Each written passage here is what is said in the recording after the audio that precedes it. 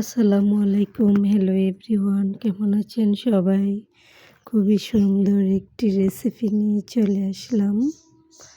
আজকের রেসিপি হচ্ছে চিকেন কষা, মানে মুরগির মাংস কষিয়ে যে আমরা রান্না করি সেই রেসিপিটা আজকে আপনাদের সাথে আমি শেয়ার করব। আমি এখানে মুরগির মাংস নিয়েছি আধা কেজির মতো। এখানে শুধু রানের মাংস ছিল। এটা ভালো করে আমি আদা রসুন হলুদ তারপর গরম মশলা সব কিছু দিয়ে মাখিয়ে নিব। আর এটা মাখিয়ে আমি প্রায় 10 মিনিটের জন্য রেস্ট রেখে দিয়েছিলাম। আর এটা মাখিয়ে রাখলে হচ্ছে মশলাটা ভিতরে একটু ঢুকে। আর এমনি যদি মাখিয়ে সরাসরি রান্না করেন মশলাটা বেশি একটা ভিতরে যায় না। তারপর আমি এখানে দিয়েছি কর্নফ্লাওয়ার দিয়ে তারপর ভালো করে মাখিয়ে নিব। আপনারা চাইলে কর্নফ্লাওয়ারের পরিবর্তে ময়দাও দিতে পারেন, কিন্তু ময়দাটা একটু অল্প দিতে হবে। ময়দা দিলেও ভালো হয়। আমি এখানে কর্নফ্লাওয়ার দিয়েছি। তারপর কড়াইতে একটু তেল ঢেলে ভালো করে এগুলো আমি ভেজে নিব, লাল লাল করে ভেজে নিব। ব্রয়লার মুরগির মাংস সচরাচর আমি খাই না, কিন্তু এই রেসিপিটা আমার কাছে খুবই ভালো লেগেছে আর খেতেও দারুণ লেগেছে।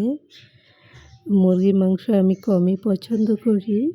তারপরে দেশি মুরগিগুলো আমি একটু অনেক পছন্দ করি। ব্রয়লার বেশি একটা আমার পছন্দ না, কিন্তু আমি এই রেসিপিটা করে যখন ট্রাই করেছি আমার কাছে কিন্তু অনেক ভালো লেগেছে।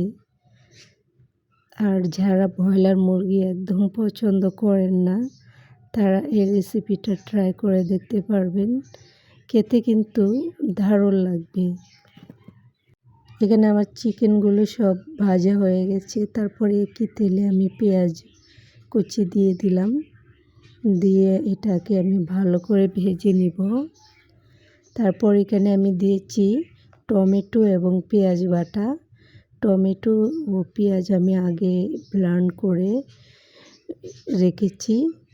আপনারা টমেটো এবং পেঁয়াজ বাটাটা দিলে কিন্তু এটার স্বাদ কিন্তু অনেক দারুণ হয়, খেতেও ভালো লাগে, কালারটাও সুন্দর হয়। দেখতে পাচ্ছেন কালারটা অনেক সুন্দর হয়েছে। আর এখানে আমি মশলাটা ভালো করে কষিয়ে নিয়েছি। তারপর চিকেনগুলো দিয়ে ভালো করে কষিয়ে নিব। এখানে কোনো পানি ইউজ করা যাবে না, অল্প অল্প করে ঝাল দিয়ে কিন্তু এই কষানোর মাধ্যমে চিকেনটা সিদ্ধ করে নিতে হবে।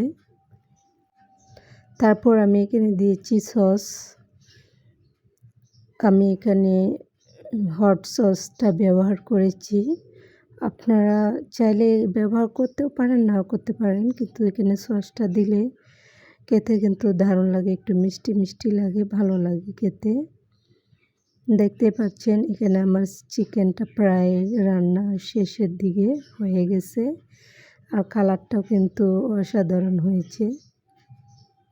ভিডিওটি যদি আপনাদের কাছে ভালো লেগে থাকে প্লিজ আমাকে কমেন্টে জানিয়ে দিবেন ভিডিওটি আপনাদের কাছে কেমন হয়েছে। আমার চ্যানেলে যারা নতুন আছেন প্লিজ আমার চ্যানেলটিকে সাবস্ক্রাইব করে সবসময় কিন্তু আমার চ্যানেলের পাশেই থাকবেন। আমিও আপনাদের পাশে থাকব।